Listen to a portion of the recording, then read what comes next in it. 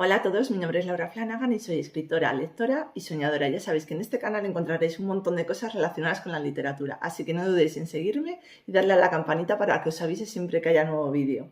Y en el vídeo de hoy os traigo 10 novelas negras que son súper adictivas. No os digo que sean las mejores, pero son las que a mí más me gustaron. Y ya sabéis que, como siempre, trato de traeros, aparte de novelas que son muy conocidas, otras que no lo son tanto y que podéis descubrir. Reconozco que hasta el momento de hoy he leído un montón de novelas y muchas de ellas me han dejado muy buen sabor de boca, pero no recuerdo muy bien de qué iban. Y esta que os vengo a recomendar la leí hace la friolera de fácilmente 15 años y todavía recuerdo de pe a pa tanto la trama como a los personajes. Y el libro en cuestión no es otro que El asesinato de Pitágoras de Marcos Chicot. Y es que yo lo descubrí antes de que fuera publicado por Espasa, porque el autor tuvo la deferencia de contactar conmigo para que lo leyera y lo reseñara. Y la verdad que fue un gusto. Se trata de una novela bastante extensa, de alrededor de unas 600 páginas, pero que vas devorando y que cuando quieres darte cuenta ya lo has terminado. Os voy a leer un poquito la trama para poneros en contexto. El anciano filósofo Pitágoras es uno de los personajes con más poder político de su época. Está a punto de nombrar un sucesor entre sus grandes maestros cuando en su comunidad se inicia una serie de asesinatos. Cada muerte tiene lugar de un modo más desconcertante e imprevisible, reflejando tras ellas una mente oscura y poderosa que parece superar a la del mismísimo Pitágoras. La enigmática Ariadna y el investigador egipcio Akenón tratarán de identificar al asesino a la vez que resuelven sus propios sentimientos. Un reto en el que los fantasmas del pasado se unen a las oscuras amenazas del presente. Un desafío del que resulta casi imposible salir con vida. Lo primero que tengo que reconocer es que me gustan muchísimo los libros de época, pero no me vale cualquier época. Entonces, aunque me llame mucho el argumento, si la época no me termina de convencer, eso ya me echa mucho para atrás. Sí que es verdad que hasta el momento he leído libros, incluyendo este, pues de la época de Grecia, de Egipto, de los reyes católicos, de la época de regencia, de la victoriana, de la Primera y Segunda Guerra Mundial, de los años 20, de los 40 y de los 80, así más o menos a grosso modo, puede que me deje algo en el camino. Aquí nos vamos a encontrar a muchos personajes y de lo más variopinto, pero lo bueno aquí es que cada uno cumple su función y están muy bien definidos por la pluma de Chicot, por lo que no hay duda de que podamos confundir unos con otros. También es de agradecer que en la narrativa el lenguaje no sea demasiado enrevesado para que podamos seguir avanzando cada vez más y más según nos vamos enganchando a la trama. Al más puro estilo de una novela detectivesca nos encontramos a Akenón, un investigador egipcio, al final de uno de sus casos. Y es cuando se está planteando el retiro definitivo que recibe el llamado de Pitágoras, puesto que el padre de Akenón era muy amigo de él y le solicita ayuda para resolver un crimen. En cuanto al personaje femenino, se trata de Ariadna, la hija de Pitágoras, a la que Akenón se verá obligada a respetar. Sí que nos vamos a encontrar aquí, además, que la pobre ha sufrido una serie de traumas debido a una violación que sufrió en el pasado. En cuanto al propio Pitágoras, aquí ocurre que cada vez que nombra un heredero, este termina siendo asesinado y es por eso que acude a Akenón. El propio autor confesó en una de sus entrevistas que le apasionaba el número pi y decidió basarse en él para construir esta historia, pero sí que es verdad que intentó equilibrar tanto el interés en las matemáticas como en el entretenimiento para no llegar a aburrir al lector. A lo largo del libro nos vamos a encontrar con varias páginas extraídas de una enciclopedia donde hallamos explicaciones matemáticas que tendrán mucho que ver en los siguientes capítulos de la historia. Aquí nos encontramos con que Chicot juega con el interés de conocer los siguientes decimales del número pi, puesto que en esa época solo se conocía 3,1 y no los siguientes decimales. Ahora hay muchas maneras de descubrirlo, pero por entonces ya era una novedad saber el primer decimal. Y sí que es verdad que el autor descubrió otra manera diferente de sacar el número pi y la utilizó para plasmarlo en el libro. En cuanto a la ubicación histórica, el autor describe a la perfección tanto las costumbres como la vida en el año 510 aproximadamente a.C., donde las mujeres apenas tenían derechos, al menos en las ciudades, puesto que en las comunidades pitagóricas tanto hombres como mujeres tenían la misma relevancia. Y un claro ejemplo de ello es Ariadna, la hija de Pitágoras, puesto que recibe las mismas enseñanzas que el resto de discípulos. Y también lo vemos cuando Pitágoras deja a su mujer Teano a cargo de la comunidad cuando él está fuera. El autor va más allá de todo esto y nos muestra que las costumbres varían según el lugar donde nos encontremos. Como en Síbaris, un lugar de afluencia de riquezas por la nobleza que vive allí, pero que no dispone de ejército y donde la vida es muy tranquila. De ahí que a una persona que se cuida mucho y con refinamiento se le llame sibarita, el nombre que usaban los lugareños de la ciudad. La forma de ser de los personajes es bien marcada y lo vemos, por ejemplo, en Glauco, el rey de Síbaris, cuya bondad y maldad son mostradas a la perfección, al igual que las dos monedas de una cara. Tiene un lado humilde al querer ingresar en la comunidad pitagórica, pero también un lado ambicioso centrado en los negocios, algo totalmente opuesto a la filosofía de la comunidad. En cuanto a Pitágoras, llegaremos a ponernos en su piel y conocer las bases sobre las que se apoya su comunidad. Su deseo de formar una conglomeración de naciones donde los sabios ejerzan el poder con cautela. Todos sus sueños se verán puestos a prueba debido a descubrimientos matemáticos, asesinatos, tramas políticas, guerras y secuestros. En definitiva, recomiendo esta novela a todos los apasionados de la histórica, con toques de policíaca y con alguna historia de amor de por medio. La siguiente recomendación que vengo a traeros podría decirse que es un libro nuevo, pero yo la incluyo dentro de la anterior porque es una continuación. Y se trata de La Hermandad, de Marco Chicot. Además, nos trae a los mismos personajes en una nueva aventura. Este libro es un poquito más corto que el anterior, tiene alrededor de unas 470 páginas y lo bueno es que le podéis encontrar en tapa dura. Os voy a leer también la trama, como el anterior. La lucha contra un enemigo al que ni la muerte puede detener. España, siglo XXI. Irina, Daniel y Elena desarrollan proyectos punteros que exploran las capacidades y los límites del cerebro y los ordenadores. Cuando se conocen a través de Mensa, la mayor organización de superdotados del mundo, descubrirán que nada es lo que parece y que ellos son las piezas definitivas de una guerra que comenzó hace 2500 años. Cartago, siglo VI a.C. Ariadna, hija del filósofo Pitágoras, recibe junto a su esposo Aquenón un pergamino con una noticia que encarna la peor de sus pesadillas. El terrible mensaje incluye un pentáculo invertido, el símbolo abominable que representa todo lo opuesto a las elevadas enseñanzas de su padre. De inmediato se desata una vertiginosa espiral asesina tras la que se adivina una mente poderosa y despiadada. En ambas épocas, los protagonistas intentarán descubrir la identidad de su enemigo antes de que acabe con todos ellos, pero se encontrarán con respuestas para las que no están preparados. Una trama impactante, una hermandad milenaria, una lucha que determinará el destino de la humanidad. Si el primer libro de Chicot me ganó, este me sorprendió y me conquistó por completo. La historia se ubica 2 años después de la del asesinato de Pitágoras y, como veis, hay 2 hilos temporales que terminarán uniéndose. En esta historia nos encontramos una de las cosas que más me gustan, y es que el autor nos va dando pequeñas pistas que parecen irnos llevando directamente al desenlace de la historia y al culpable. Pero es que este resulta no ser el que todos creíamos, puesto que había otras pistas que habíamos pasado por alto. Si ya es difícil de por sí aunar una historia en la que haya aventura, intrigas, odios y amores, Chicot aporta una base histórica increíble, haciendo que el lector se zambulla en una novela en la que no solo tiene una agilidad increíble en su pluma, permitiéndonos disfrutar de esta historia, sino también del misterioso mundo del cerebro y de los ordenadores. La siguiente recomendación es No todos moriréis, de Antonio Jareño. Un extraño apuñalamiento que recoge una cámara de seguridad de un banco español y una carta encontrada en un libro antiguo desatan una serie de acontecimientos en las que se ven envueltos un joven empleado de banca, un sacerdote en crisis personal, una multinacional de productos antiedad y una médico escéptica. Trama en donde el premio es encontrar la clave de la inmortalidad. Esta novela tiene ecos de P.D. James y Agatha Christie. Viaja por lugares tan diferentes como Murcia, Berlín, Islandia o Nueva York, pero donde sus personajes nos muestran tal realismo y convicción que nos hacen engancharnos rápidamente a la trama. La historia es buena de por sí ya no solo por la variedad y diferencia de los personajes entre sí, sino porque conseguimos ponernos en la piel de cada uno gracias a la destreza del autor.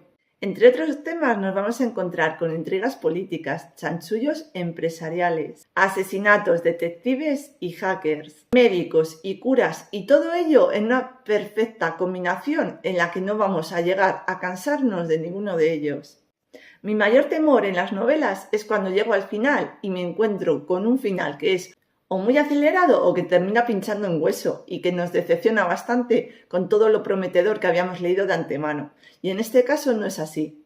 Ha estado a la altura de mis expectativas y ha sido, además, bastante impredecible para alguno de los personajes. El siguiente libro me atrapó de lleno en su momento y aunque no recuerdo gran parte de la historia, me quedó con muy buen sabor de boca y casi siempre lo recomiendo. Se trata de Las 7 muertes de Evelyn Hardcastle de Stuart Tarton. Y es que aquí nos vamos a encontrar con una mezcla entre Agatha Christie, Atrapado en el tiempo, Origen y Black Mirror. La protagonista es Evelyn, que va a morir pero no solo una vez, sino hasta 7 veces. Y será ella, con la ayuda de otro personaje en la novela, que intenten investigar quién es el responsable. Pero la cosa no queda aquí, porque Evelyn, aunque vuelva a renacer cada día de nuevo, lo hará en un cuerpo distinto de cada uno de los invitados de la casa. Y eso yo creo que es el punto más interesante, porque va aportando nueva información a la ya encontrada y que nos recuerda a un escape room, aunque este sea en vivo. De todos modos, no voy a entrar mucho en detalles porque ya hablé de este libro en un vídeo anterior, en el de libros de misterio que me atraparon, así que en la cajita de información os dejaré el enlace para que podáis verlo. Una de mis lecturas más recientes fue Encerrados de Megan Golding. 4 ejecutivos acuden a una cita inesperada en un rascacielos que todavía no se ha inaugurado. Al parecer, se trata de un ejercicio de team building que se parece mucho a un juego de escape room. Pero cuando las puertas del ascensor se cierran y las luces se apagan, todos adivinan que no se enfrentan a una simple prueba. Encerrados y a oscuras, los 4 deben dejar de lado antiguas rivalidades y trabajar juntos para resolver las inquietantes pistas que les permitirán salir. A medida que el tiempo pasa, empiezan a aflorar los secretos más sórdidos del equipo y cada vez es más evidente que todos tendrán que pagar un precio muy alto por sus siniestras maniobras para conseguir el éxito profesional. Los ánimos empiezan a flaquear y las pistas se vuelven más peligrosas. Está claro que la prueba es a vida o a muerte. Esta novela es como un iceberg porque a simple vista parece muy sencilla, pero debajo de su superficie oculta mucho más.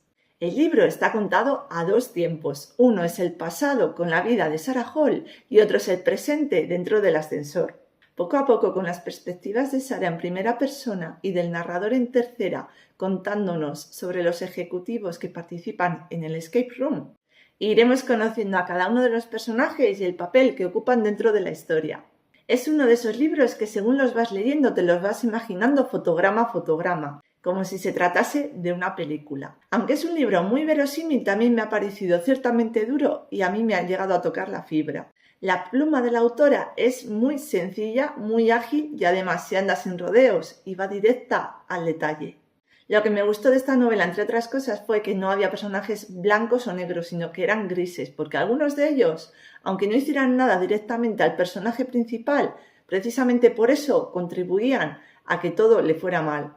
El libro se toma su tiempo para irnos contando los motivos ocultos del escape room, algo que de otra manera no podríamos ni tampoco entenderíamos a los personajes, como hacemos al ponernos en su piel y conocer sus vivencias de primera mano. El final me ha parecido brillante y me ha sacado una sonrisa después de todos los sinsabores que la protagonista ha sufrido. Es una historia muy entretenida, recomendable, por lo original sobre todo al introducir un escape room y además nos muestra cómo el ser humano puede llegar a ser tan cruel solo con tal de conseguir el éxito en la vida. Al igual que el libro anterior, este también se publicó en el 2020 y no es otro que La mujer perfecta de J.P. Delaney. La primera línea ya es un perfecto resumen de la novela. La vida perfecta, el amor perfecto, la mentira perfecta. Y se ve que este autor ya había escrito un thriller que fue bestseller y se llama La chica de antes. Yo, de hecho, cuando leí esta novela era la primera toma de contacto con el autor. Hace 5 años Abby Cullen desapareció en extrañas circunstancias. Fue un golpe tan terrible para su marido, Tim Scott, empresario de éxito fundador de una de las startups más innovadoras de Silicon Valley, que decidió dedicarse en cuerpo y alma a recuperar a su esposa, y lo consiguió. Abby se despierta en las oficinas de Tim, aturdida y confusa. No sabe quién es ni recuerda cómo ha llegado hasta aquí. Él le cuenta que es un artista de gran talento, una deportista que adora practicar el surf y una madre cariñosa para Danny. Le dice que 5 años atrás sufrió un terrible accidente y que gracias a un impresionante avance tecnológico ha podido recuperarla. A medida que Abby reconstruye los recuerdos de su matrimonio, comienza a cuestionar a su marido y su versión de lo ocurrido. ¿Qué pasó realmente? ¿Puede confiar en su esposo cuando dice que quiere que estén juntos para siempre? El libro se centra en 3 temas importantes y fundamentales, como son la robótica, el autismo y la desaparición de una mujer. Y de esta manera el autor consigue enlazar estos 3 temas de una forma muy verosímil y también muy humana. La narración está contada en segunda persona, algo que si no estás acostumbrado al principio cuesta, pero que luego te haces rápidamente a ello. Además, la trama está dividida en 2 hilos temporales, el pasado y el presente, para que podamos irlos conectando poco a poco en la historia. Los capítulos son lo suficientemente breves, de unas 2 o 3 páginas a lo sumo, para dar mayor sensación de acción a la historia y que el lector avance más rápidamente.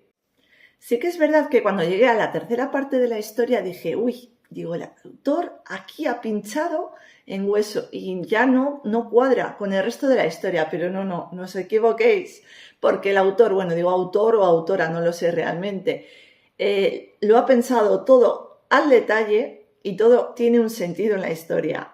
Y cuando llegas al final y crees que solo ha habido un giro en la historia y que ese final parece bastante previsible, no os equivoquéis, porque da un segundo giro a los acontecimientos, volviendo todo el mundo que conocías patas arriba.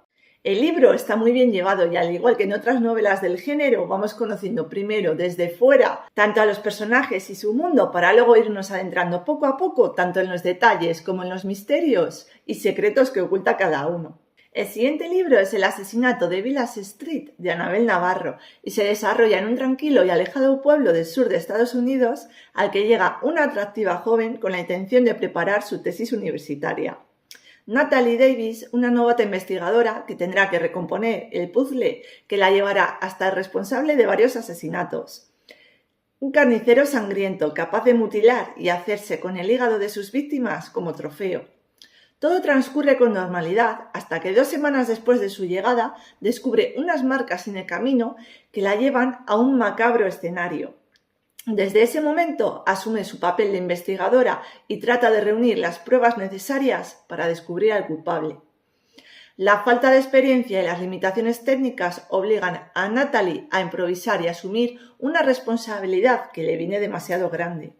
Una historia llena de misterio, romance e intriga en la que el lector irá descubriendo la trama a medida que la protagonista vaya acumulando la información. ¿Conseguirá la joven novata detener al asesino de Vilas Street? Por supuesto, como en la mayoría de ocasiones, este libro me hizo descubrir a una autora independiente de la que no había leído nada hasta entonces y que no consiguió despegarme de la silla hasta 2 días después cuando la terminé. Los personajes están muy bien definidos y cuidados y aquí tenemos a una novata, Natalie Davis, recién salida de la academia, por lo que mostrará las típicas dudas de una persona que comienza en un trabajo de este nivel, pero también veremos sus grandes dotes de deducción e interpretación que serán aplicadas en el escenario del crimen. Su equipo del FBI me recordó un poco a la serie de Mentes Criminales, puesto que además de investigar a las víctimas, también se encargan de todos los posibles sospechosos sin dejar ningún recoveco por husmear. Me gustó mucho la cotidianidad que muestra, por ejemplo, cuando a uno se le pincha una rueda o el amor que surge entre 2 compañeros después de pasar tantas horas juntos. En cuanto a la historia, Davis sigue los pasos de las víctimas, habla con los lugareños y visita los alrededores para ponerse en antecedentes como todo buen detective. El asesino, por supuesto, no se lo podrá nada fácil y es que la atacará y hará que las pruebas desaparezcan. Sí que es verdad que hay un pequeño pero y es que el final es algo predecible, pero eso no hace que la historia pierda fuelle. La lectura es ágil, amena y llena de hechos que ponen al lector en alerta. En resumidas cuentas, esta novela es un ejercicio detectivesco de seducción, deducción y misterio que aporta un toque fresco y nuevo al género. La siguiente recomendación es Los hijos de Crawford, de O.Z. Logan, y es que aquí nos encontramos con la joven Melinda Shepard y lo que hizo desde que salió de su casa la última tarde de agosto hasta que apareció ahogada a la orilla de un embarcadero es toda una incógnita, sobre todo para los habitantes de una apacible comunidad al sur de Connecticut. Todas las miradas se vuelven enseguida hacia los nuevos y misteriosos vecinos, quienes encuentran el cadáver la noche de su llegada, desencadenando una espiral de caos, asesinatos y conspiraciones en este trepidante misterio en el que nada ni nadie es lo que parece. ¿Quién dice la verdad? ¿Quién miente? Y lo más importante de todo, ¿qué ocurrió realmente esa tarde? Reconozco que hay muchos libros que se ambientan en una ciudad americana, pero no consiguen realmente transportarnos allí. Sin embargo, este libro, Los hijos de Crawford, sí lo consigue. Además, me ha recordado a series como Riverdale o Ringe, puesto que sus personajes siempre ocultan algún secreto y no será hasta más adelante, con un poco de paciencia y de la manera más sorprendente, que consigamos descubrirlos. Los personajes son de lo más variopintos, cada uno con sus dramas y tragedias, pero eso sí, todos ellos con un objetivo concreto, el de conseguir ser felices. Se centra en valores como son la lealtad, la amistad, el valor y la familia, y en temas que rayan la cotidianeidad, como son la anorexia, la identidad de género o la conciliación entre familia y trabajo. El personaje que más me gustó fue Rachel, una joven a la que le llegó la fama desde bien pequeña y que nunca llegó a aprender a convivir con ella. Siempre fingió que su vida era maravillosa y esta pose le traerá más de un dolor de cabeza. Y el personaje que menos me gustó fue Ángel, porque parece ser que tras un hecho que ocurrió en el pasado, parece no haber aprendido la lección. En algunos momentos me pareció muy poco creíble, puesto que decía que amaba a una persona pero terminaba enrollándose con otra totalmente distinta. Puede que influyera el hecho de que sea un adolescente y de que no tuviera las cosas claras, pero bueno. Otro libro que no tiene tantos años es El asesino de la lista, de Javier Forner. Y aquí nos ubicamos en Cádiz, una ciudad tranquila y afable, uno de esos rincones en los que nunca ocurre nada, en la que todos los vecinos se conocen, se sujetan la puerta y se saludan por la mañana. Pero, ¿y si de un día para otro no pudieras salir a la calle? ¿Y si tu vecino no es lo que parece? Alguien está confeccionando una lista con nombres y el tuyo puede estar en ella. Un asesino pasea por las calles de Cádiz y puede ser cualquiera. Y lo peor, puedes haberte enamorado de él. Aquí nos encontramos con dos historias paralelas que se unen en el camino. Una, la de un niño con muy malas notas que es metido en un internado, y el otro, la de un profesor de historia al que su novia ha abandonado. Aquí casualidad y locura se dan la mano para dar pie a una extraña serie de asesinatos que parecen no tener nada en común. Nada hasta que comienzan a aparecer una serie de notas en cada escena del crimen. Se trata de una novela corta y cuando leo una novela de estas características siempre voy con cierta cautela porque me temo que no esté la novela bien desarrollada, ya sea por falta de páginas, por exceso de personajes o por cualquier otro detalle. Sin embargo, esta novela está muy bien trabajada y cuidada al detalle. No le sobran ni le faltan páginas. Su final es muy original y nada esperado. Y por supuesto, es uno de esos libros cuyos giros son cada vez más sorprendentes y te hacen preguntarte si es posible ir más lejos. Y sí, la respuesta es sí. Y por último, aunque solo quería hacer 9 recomendaciones, no quería dejar pasar la oportunidad de recomendar una novela que es muy conocida, pero que a mí me marcó bastante. Y no es otra que la saga de Millennium, compuesta por 7 libros escritos entre el 2005 y el 2023, los 3 primeros por Stieg Larsson, que son los que yo he leído, y los otros 4 por David, a ver si lo digo bien, Lagerkrantz. Estas novelas se caracterizan por tener cierta violencia y denuncia social, y sus personajes son decadentes y abatidos y van siempre en búsqueda de la verdad. Los títulos en cuestión son Los hombres que no amaban a las mujeres, La chica que soñaba con una cerilla y un bidón de gasolina, La reina en el palacio de las corrientes de aire, esos 3 por Stieg Larsson, y ya. Los siguientes serían Lo que no te mata te hace más fuerte, El hombre que perseguía su sombra, La chica que vivió 2 veces, estos escritos por David Lagerkrantz y este 7º, como os digo, por Karin Smirnoff. Como veis, son un total de 7 libros. No he visto si la última autora, Karin, ha vuelto a publicar algún libro más. Soy muy purista y soy de las personas que me gusta primero leer los libros y luego ver las adaptaciones si las tienen. Y en este caso me ocurrió todo lo contrario. Hay veces en que veo adaptaciones que luego me hacen descubrir los libros. Esta saga tiene 2 adaptaciones diferentes, una la sueca y otra la estadounidense. Yo vi la sueca, que fue la que surgió primero, con protagonistas como Michael Nyqvist y Noomi Rapace. Y aquí veis las portadas, he conseguido las películas. Y sí que me gustaría volver a verlas de nuevo, porque solo las he visto una vez, la verdad sea dicha. Aquí las tenéis. A Noomi Rapace no es que la haya visto mucho, pero sí que la he visto en películas que me han gustado mucho, como son El niño 44, Cangrejo negro o 7 hermanas. Y la adaptación estadounidense vino de la mano de Rooney Mara, que recordaréis en la película de Carol, o Daniel Craig, nuestro famoso James Bond, el más actual hasta el momento. No me quiero extender demasiado porque puede que en el futuro me anime a hacer una reseña de estos 3 libros, así que sí que os contaré que de los 3, el primero es un libro cerrado y luego el segundo y el tercero conforman una historia única.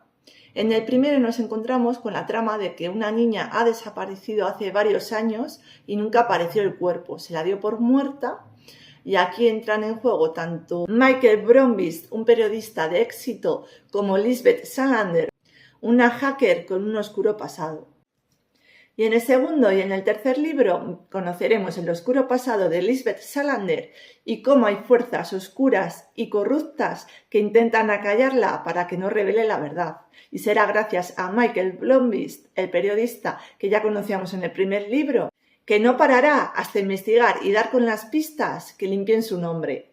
Y bueno, hasta aquí todas las novelas negras adictivas que os quería traer, que en principio iban a ser 9 y como veis han sido hasta 12.